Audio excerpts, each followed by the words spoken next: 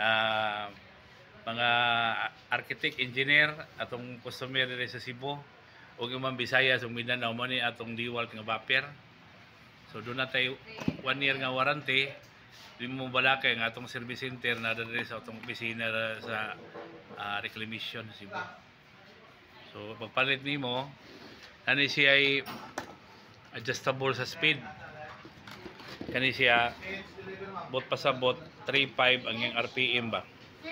So pwede ra sad pahinayan pakusgan ana RPM na revolution per minute.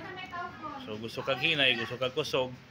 So ang iyang kinahinayan 600 RPM. So 600 katuyog sa usa ka minuto. Ang iyahang kinakusgan 3,500. So ano siya? Doon natay 1 year nga warranty ha.